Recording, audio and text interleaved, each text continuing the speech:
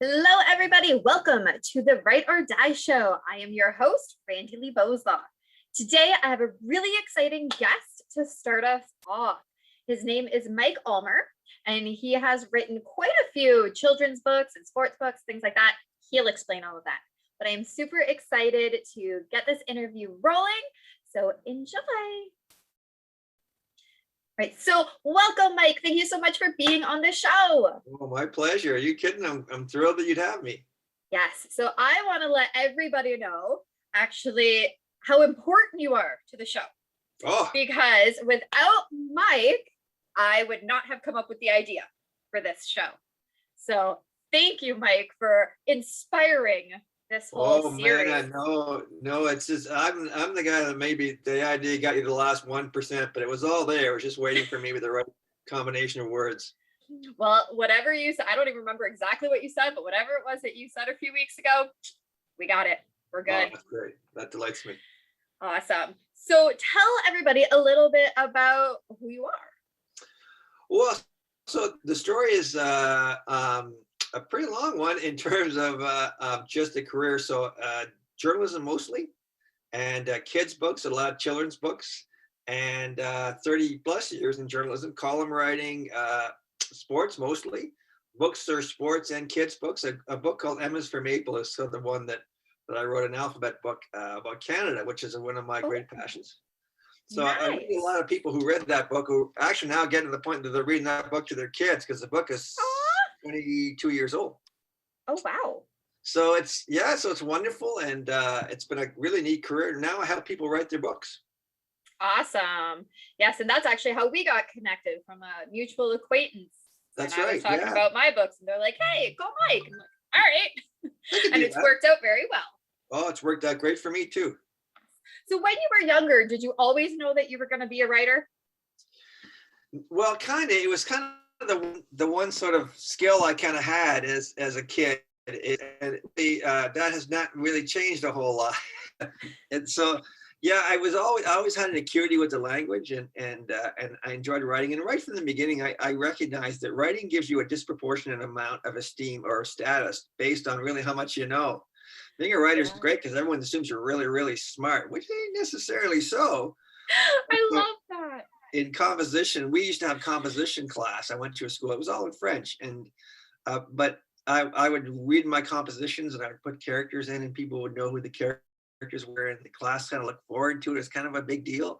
And I learned right then that you can tie esteem into writing, which is really fun. And really, you might say I've been doing that ever since because a really good writer named Roy McGregor, who's a tremendous writer, said to me once, when you write your first book, what's going to happen is you're going to find yourself walking on the street and you're going to look over and there's going to be a bus there, and there's going to be someone in a bus and they're going to be looking down, reading something, and you're going to find yourself jumping up and down to find out whether they're reading your book or not. That's what I do at coffee shops. They look over and look. Yeah, that's it. And that's really, really fun. Writing a book is really fun. People love doing it, love having done it. So it's really, really cool. So I know that you were in journalism first, but what did you write as a book first? So the first book was a book on hockey, on the captains of the Toronto Maple Leafs. It's called Captains. And I was working at the Hockey News, and just a random thing. Someone called the Hockey News looking for someone who read a book for them. And so for some reason it's me, and that was great. So I did that book, and that was really cool because I got to meet a lot of really players, and Doug Gilmour's on the cover, who was a big star for the Leafs at the time. And I got to interview a lot of really cool people. And then I did another book on the captains of the Montreal Canadiens, and that too was a great experience. Oh, nice. So how did you transition from writing books about sports to writing kids' books? So I was just kind of asked, and it was one of those things where it was a little out of my comfort zone. So I said no, and and they said, "Come on, we want you to do this book." And I said no, and then they brought me down to Michigan, where at that time the publisher was. Oh, okay. The woman was a Canadian. She wanted an alphabet book about Canada. And they gave me lunch, and I'm more amenable after you give me lunch. And so I said, Aren't we all? Yeah, we all. That's right.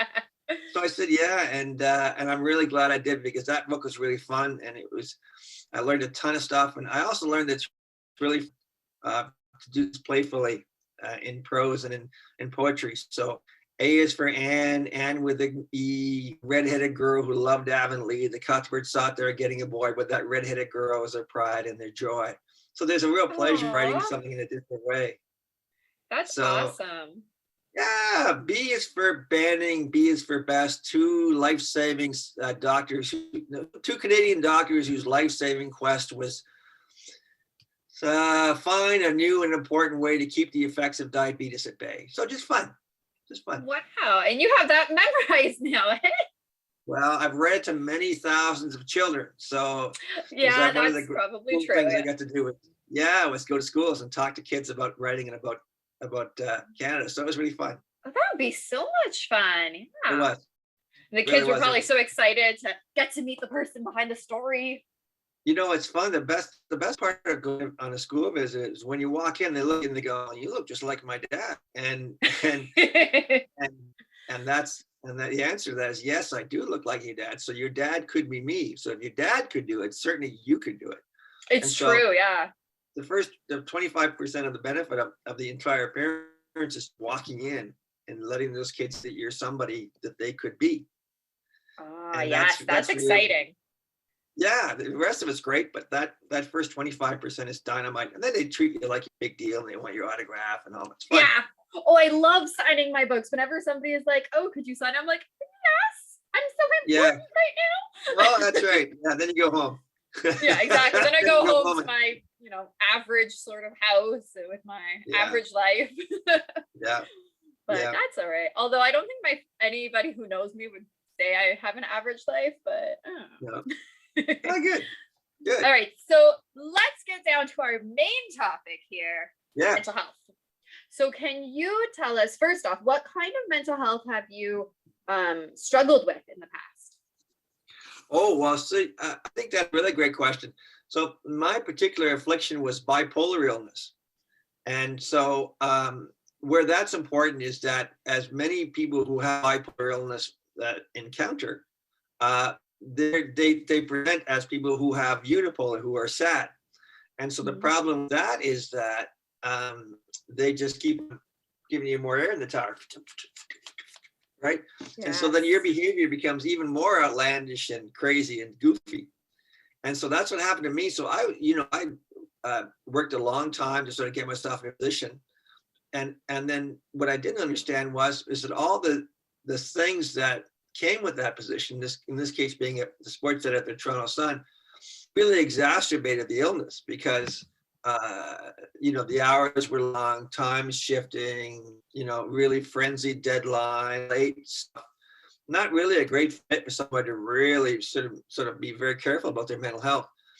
And as a result of that, I spun out of control. I got into a very well publicized incident with a guy, and that resulted in a charge. It just was not good. And at that moment, right, there are certain words that really get your attention. And one particular phrase that when you hear it, you really should really pay attention to what's happening in your life. And the phrase is, how do you plead? Oh, yeah. When you hear those words, you have to say to yourself, So that really, but that was the best thing that could have ever happened to me because that really sort of opened the door for me to try to figure out what was going on. And so I got lots of help and I've had a great life since then. Yeah. Okay. Yeah. Therapy about your bipolar, or like how have you managed it? So just through the usual medication and meditation, right? The usual things. They medicated for your protection is probably a pretty good phrase. So it's really, yeah, bipolar is extraordinarily common. It's obviously, there's kind of bipolar 1 and bipolar 2. They're extraordinarily But can you common. explain that to our viewers, listeners who might not know what it is?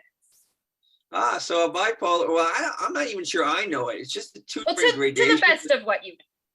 Oh yeah, 2 different gradations, and one is, I think, a lot more extreme than the other. And that's probably as much as I could tell at the top of my head. And so mine was, pretty easily controlled with drugs. And it just brought the whole scale of emotion down from here to normal. Like, this is where I'm supposed to be, where But people who have really artistic temperaments, and I count myself among them, they tend to be people that are really, but maybe mood driven.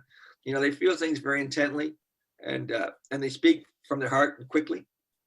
Yeah. And that can really produce great art, but it can also produce difficult life. Yes, very true. And so the conundrum that people who have artistic sensibilities have always sort of grappled with is the idea that if I take this medication, will I lose that magic about me? Because artistic people, yes. there's magic about them. They have abilities that other people don't have. They're often very charismatic. They're just people like that. When you walk into a room, they're in the room, and people love that. I love having that quality. It's almost a superpower, and they wonder if diminishing the negative effects of that superpower will also diminish the positive effects of that superpower. And I can't speak for anybody else, but I know for me it didn't. It just made my life far manageable. That was what I was going to ask. So yeah, excellent. Yes. Yeah. Well, I'm glad to hear that, because that is a big worry that I've heard from other people that I know who have bipolar. Once you figured out that was what was going on with you, did that affect your writing? No, not in a negative way at all. If anything, it made, not negatively at all. It just made my life infinitely easier. The idea that we have to sacrifice for our art, and I don't really consider myself an artist. I'm more of a technician than an artist. The idea that we have to sacrifice that thing in my experience, it's not true. It just means that I think you have the full range of emotions, but you're the one who's got your hands on the wheel rather than the other way around. Oh, I like that. Yeah. Yeah. And I think that's really great. And that's why the medicine is so valuable. Now, I have to warn anyone who's watching this, it's going to take a long time to get this right. Yes. The average length of people to get the correct diagnosis is generally 10 years. Wow. Okay. Because when they present, you go to the doctor when you feel lousy, right? Yes. And so when you feel brilliant and the world is falling into your, you have this grand understanding of everything. But so what's funny about bipolar illness is the better you feel, the more careful you better be. Yes. So that's counterintuitive, right? When we're having a great day, sun is shining, and we're just feeling it. That should be the one time that you can be uninhibited and not careful. Yes. And it's not like I'm pulling the reins back, but that's not a time you would think to go to the doctor, right? Yeah. And so you go to the doctor when you're really having difficulty getting out of bed. So, and of course, which is part of that. So, you're really elated. And then you're feeling really bad, very difficult and sad. And anyone who's had that feeling knows that it's almost impossible to describe or quantify, but it's even harder to shake. Yeah. So you go to the doctor, and the doctor gives you whatever, and they help you. That helps with, again, that exacerbates. So you're in the low side of the swing. Well, my explanation of this, and maybe it's not grounded in science, only experience, is that they give you the air, they're filling it up, which is great. And then you can tilt it over this way, so you don't really feel that low, but you got all this now, when before you only had all this. Yeah. And so there's lots of room in there for acting out and Kanye West running for president. That's good. Yeah, it's a very cyclical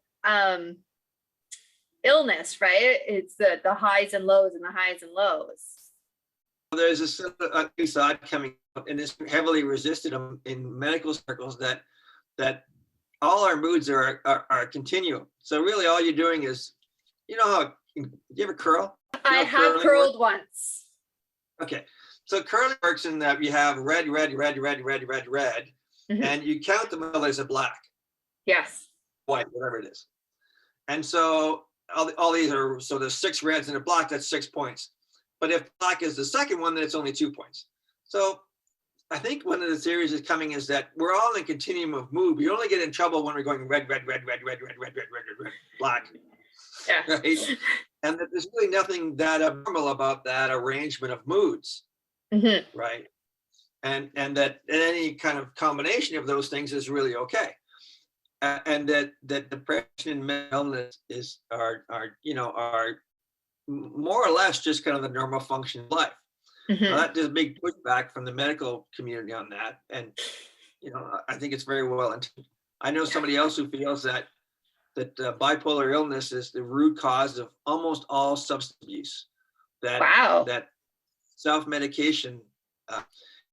Bipolar people are particularly brilliant, and it's like they see the sun too well, get too close to the sun, like Icarus, and that causes their trouble. But actually, they move to self-medicate, and that bipolar is a function of intelligence, and it's a great thing if you can navigate it, because if you can keep the good out of it and discard the bad, then you are a pretty brilliant guy or woman like you.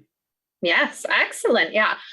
For anybody who's listening, we're never talking from a medical standpoint. We're always talking from an experiential experience perspective. I'm not a doctor, but I do play one on television.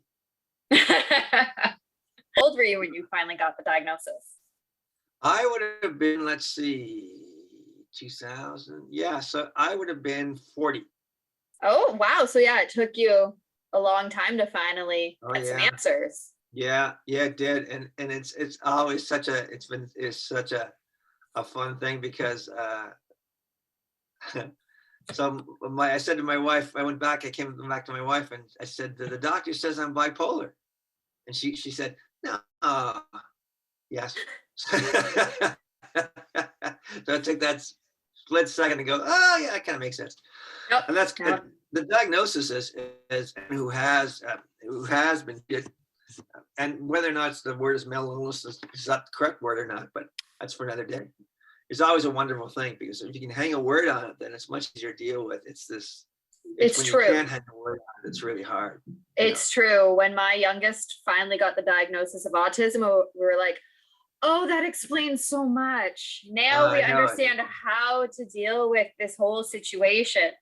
You're not just wanting to, hit me. It's a meltdown. Like it's a very different mindset. Really good to be able to hang that label on it sometimes. I mean, I'm not saying you need to go get labeled, but in certain cases, it does make it so that you can understand what the heck is going on, so you are able to deal with the situation. Yeah, it certainly has. There's my daughter watches the show Crazy Ex-Girlfriend, and which she loves, and there's an episode where she gets her diagnosis, and she's so happy to get her diagnosis, because, as you say, it's something you can kind of hang your hat on and then move forward from. Yes, exactly. You can understand yourself a little bit better. So the next thing that I wanted to ask was, even prior to your diagnosis, since it came pretty late, right, at 40, was there any kind of stigma that you had experienced leading up to it, once you got it, and kind of afterwards?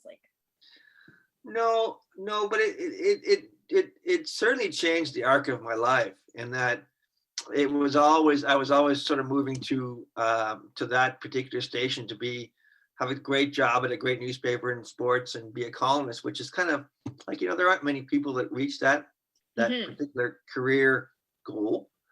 And so once I got there, that's when I realized that I had to change my life. And so I never really was able to, although I did that job for several years later, I never really had the confidence from my employer, and justifiably so, to send me somewhere. And that's really the job. It's like being a foreign correspondent in sports.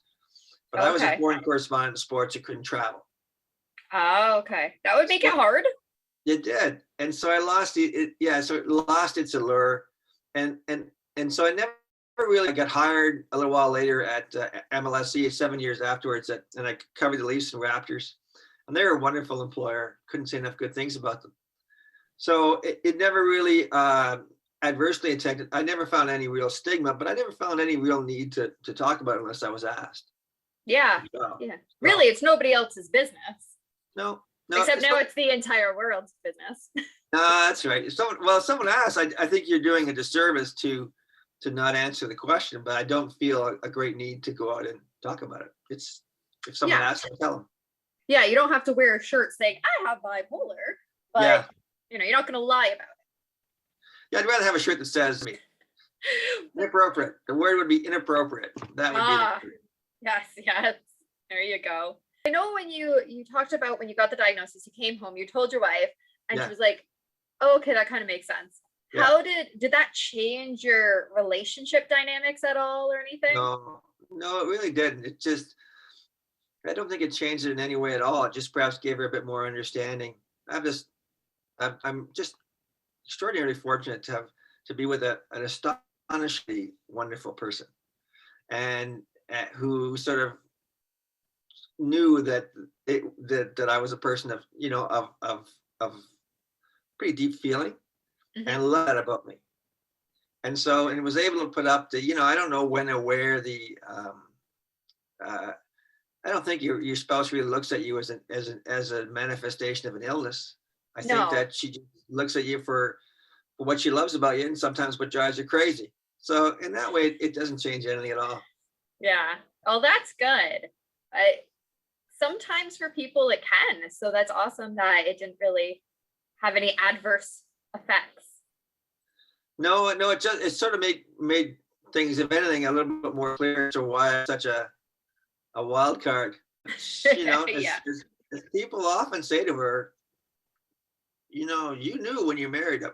Yes. Oh my goodness. I say that to my husband all the time. I'm like, well, I was like this when you married me. You knew when you married me. Nobody was hiding anything. You knew when you married me.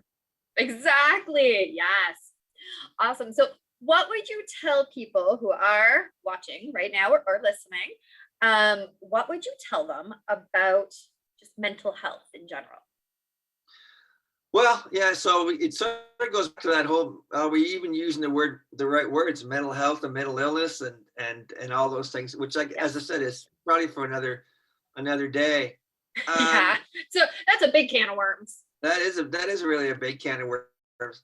I think that the truth is that that your worst day is often been said, I think, with alcoholism, should be your best day.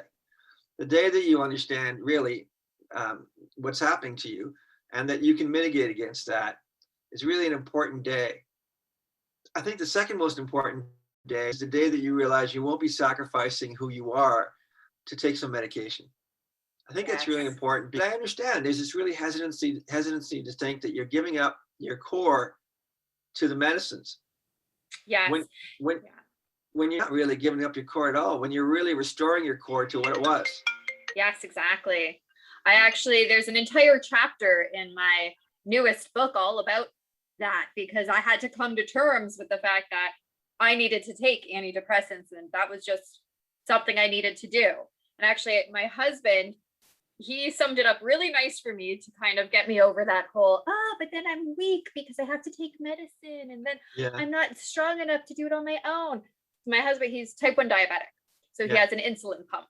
Right. And he goes, and I've had to call when his pump has broken and stuff. I've actually had to call the ambulance for him, take him to the hospital and whatever. He goes, so would you like me to just stop taking insulin? Yeah. Like, well, no, you would die. He goes, yeah. Okay. Yeah. Well, I don't want you to stop taking antidepressants because you will die. Yeah. I'm like, oh. Ooh, I know. That's why you gotta sound so like knowledgeable right now? You've often heard that analogy. I think it's a real interesting one. And I think it's very sound. It also kind of lends itself to the medicalization of mental health, which is really interesting. But yes. I endorse your husband's opinion completely. Yeah. I mean, why wouldn't you? Yeah. And especially coming from somebody who I love, it really hit home like, oh, I can't deny that this is something that has to happen. And then there was the whole getting over, like, potentially people finding out. Now I go and tell the whole wide world, oh yeah, it's fine. Yeah. But it was a coming to terms kind of moment. Yeah. Well, I think I think his view is really enlightened and really comes from a place of love. Yes. Yeah. So is there anything else that you want everybody to know about? This is what I will leave you with, if I can. Yes. if you're really depressed, and when we talk about bipolar, Mhm. if you're really depressed, and people look at people who end their lives, uh, and we're very, very judgmental about that, like Robin Williams and people like that. Yes. And let me preface this by saying, God, I'm not advising anyone to end their lives. But I think that people need to understand the vicious conundrum that is depression. Because my belief is when you're really depressed, there's only two things you know. There's only two absolute facts. And it's this. Fact number one, you can't do this. This will never end. And Yep. fact number two, you can't live with this forever. Yeah. So when you put those two facts together, it leads you down that road, that road of causation and that road of self-harm or suicide. And even talking about it, hopefully does not incline or prompt people to think about that. I think we have to understand, though, the terrible, terrible conundrum that really depressed people find themselves. And I think if you really think about that we would all think those thoughts. Because if the only two things you know for sure is that you can't do this forever and this will never end, then that's going to take you to the same place no matter who or where you are. Yeah. Because they, there's a movie called They Shoot Horses, don't they? Yeah. Yeah, that's a really powerful metaphor. So I guess I would leave you with, if you really want to understand depression, accept that those are the only two facts a depressed person knows to be true. The love other people have for them, their place in the world, how much their kids love them, the achievements that they've done, all those things are awash in gray and gone. Yeah. The only two beams of light into your life are those two very interconnected messages, and that's the danger, because that's not true. Yeah. And it's a wholly manufactured truth that's so diabolically arranged in our thinking as to make it irresistible to people. And it's not true. It's not true. But the depressed person thinks it's true, and that's not obviously that's not a devastating character or quality. Whether or not that can be mitigated successfully with medicine is a roll of the dice. Whether or not that speaks to any biological, any inherent factors is really very difficult to ascertain. But the depressed person only knows those two things. So if you're with a depressed person, understand that that's the only two things they know to be true, and deal with everything accordingly. That would be the only advice I would give. Excellent. Yeah. So definitely and I've been there where those two things are very true. And that is why I went to the doctor and I said, I can't do this forever. Yeah. Because nothing is good. Yeah. So yeah, if you're having those thoughts that is the truth, then definitely go and seek help. Because the thoughts are entirely logical. Yes. Because if you don't feel any, and it's this cloud that never ends, seamless cloud that never ends, of course you will only assume that it is never going to end. Yes. And you also know that you can't do this forever, that you have a tolerance, you're exceeding your tolerance. And all these things are absolutely logical. And I think that's really how powerful and terrible depression is, because really it's perfectly directed to make you end your own life. Yeah. And we don't want anybody doing that. No. And that's the power of it. And so for the people who are suffering from that, I would tell you that it's not true. And I know you can't believe me, but it's not true. And if you look in the heart of anyone else who loves you, they will tell you that it's not true. Yeah. It's not true. If you do not accept those two lies, you're going to be okay. Yeah. Awesome. And that is a wonderful note to kind of end this conversation on. The last thing, though, I want is for you to tell people where it is that they can find your books or follow you, that kind of thing. Oh, so the name of my company is Catapult. Get Catapulted is the website. By the time you probably put this up, it'll be up too. I'm working on it right now. I'm on Instagram at Get Catapulted. I think I'm on that. It's Get Catapulted. And you can find the books anywhere online, or really a lot of them are still in bookstores across the country, which is kind of cool. That is kind of cool. Yeah, hopefully one day mine will be in there. I hope so too. And if you're walking down the street in Dundas, you'll probably see me walking. I got a big brown dog. Oh, what's the doggy's name? Doggy's name is Winifred. She's a big, beautiful German Shepherd. Oh, I love doggies. All right. So thank you so much, Mike, for being on the show. I really appreciate your honesty and your openness. Oh, my pleasure. Thank you for asking me. I hope everybody enjoyed getting to meet Mike and hearing a little bit about his story.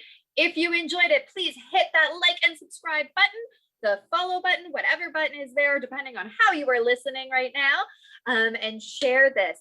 Because remember, the only way that we are going to end the stigma with mental health is to speak openly and honestly and share about it.